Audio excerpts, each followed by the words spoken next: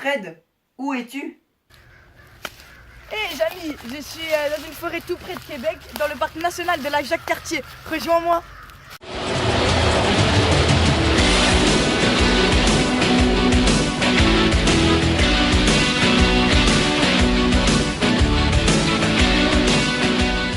Christophe Colomb est le personnage emblématique de la découverte de l'Amérique en 1492.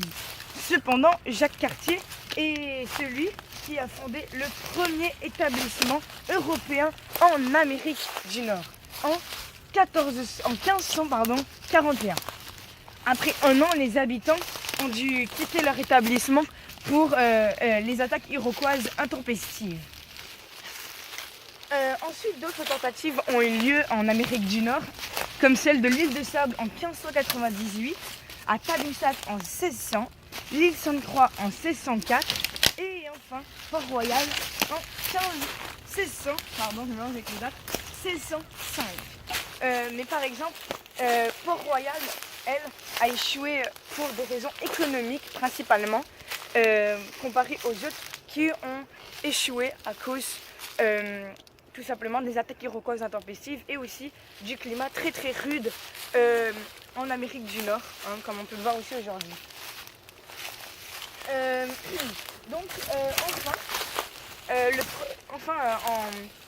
En 1608, Québec a été fondé par Samuel de Champlain.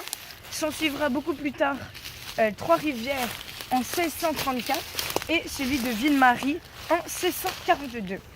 En 1627, la Compagnie de la Nouvelle-France est fondée et le métier de coureur des bois est créé. Le commerce des fourrures peut réellement commencer. Mais Martin, avant de continuer, j'ai une petite question. C'est quoi un coureur des bois? Bonne question. Mais j'aimerais bien préciser quelque chose avant. Les Français n'étaient pas les seuls à être installés sur le territoire. Il y avait les Français dans la région du Saint-Laurent, les Anglais qui étaient installés sur ce qui est maintenant la côte est des États-Unis, je galère, et les Espagnols qui étaient installés au Mexique et en Floride et dans quelques îles des Caraïbes. Voilà. Donc, les colons français exploitaient les fourrures à travers leur territoire. Les Français n'étaient pas les gens qui allaient à la chasse aux castors, mais les autochtones, qui les piégeaient avec des pièges et revendaient leurs fourrures des castors pour des armes ou des objets métalliques. Pour à ta question, Fred, les coureurs des bois étaient les hommes qui, chaque été, allaient à la rencontre des autochtones, qui étaient surtout issus de la grande famille des Algonquins, pour faire du troc directement sur leur territoire. Les coureurs des bois rentraient à l'automne au poste de traite. Ce métier a commencé à disparaître lorsque les Anglais ont envahi la Nouvelle-France en 1763. Ça m'aide un peu.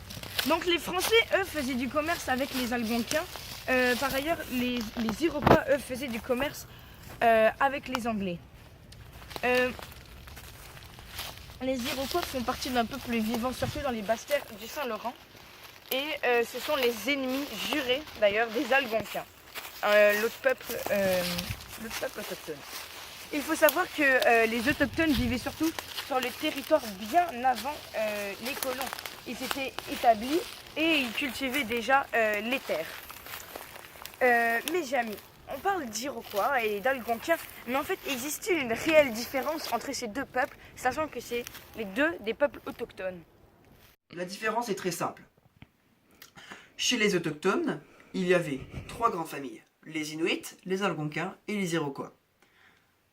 Dans ces grandes familles autochtones, les territoires étaient définis.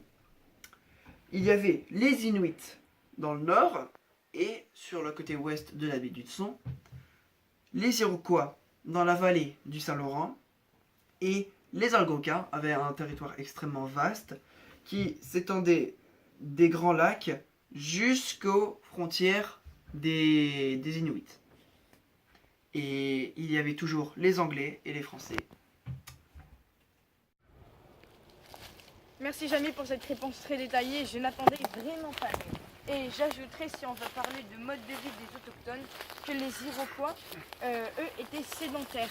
Ils vivaient entre 10 à 20 personnes dans des maisons longues et ils restaient pendant près de 15 ans. Ensuite, ils changeaient d'emplacement car la terre devenait peu fertile à la culture de leurs ingrédients. Ensuite, les Algonquins, eux, vivaient dans des tipis et ils étaient nomades, c'est-à-dire qu'ils se déplacent selon les saisons pour la chasse et la pêche. C'était le peuple qui possédait le plus grand territoire et le plus de peuples, de sous-peuples dans les Algonquiens. Les Inuits, eux, vivaient au nord paisiblement dans des igloos. Aujourd'hui, les igloos, les maisons remplacent les igloos. Et puis, qu'est-ce que je peux dire d'autre? Les Inuits, oui, c'est ça, les Inuits vivaient de chasse et de pêche, mais pas beaucoup de chasse, et donc, mais beaucoup de pêche. Par exemple, la pêche à la baleine, ils en pêchent beaucoup. Aujourd'hui, c'est un petit peu plus contrôlé, mais avant, la chasse à la baleine était pas beaucoup contrôlée en fait. Et du coup, mais ils respectaient beaucoup les animaux, et c'est ce qui fait vraiment ce qui fait la beauté en fait de ces peuples-là, c'est qu'en fait, ils chassaient un animal pour se nourrir, mais pas pour chasser pour le plaisir. Ils chassaient juste pour se nourrir et ils respectaient les animaux. Merci Fred pour cette précision. Mais depuis tout à l'heure, tu parles des autochtones. Mais les colons français, eux, ils font quoi là-dedans? Ils font la bronzette sur les plages de Montréal? Ou ils font du shopping à Québec? Merci Jamie pour cette parenthèse très constructive. Hein. Mais non, les Français, eux, étaient à Québec, à Trois-Rivières et à Montréal. Ils ne bougeaient pas hein, et faisaient le commerce des fourrures. Et non, ils ne traînaient pas dans les magasins et dans les plages à Québec. Hein. Mais maintenant, Jamie, avec tout ce qu'on a dit, j'ai une dernière petite question pour toi. Quel rapport entretenaient les autochtones et les colons entre eux? Tu nous as bien expliqué tout à l'heure, les Anglais faisaient du commerce de fourrure avec les Iroquois, alors que les Français avec les Algonquins. Donc, dans ce sens, on peut dire que les familles autochtones avaient chacune de bonnes relations avec les peuples de colons respectifs. Mais ce n'était pas sans compter sur les rivalités qui existaient entre les Français et les Anglais, qui ont engendré le commerce d'armes. Les liens entre les peuples ont donc été d'ordre commercial concernant non seulement les échanges de fourrure, mais aussi d'armes. Au fil du temps, les relations se sont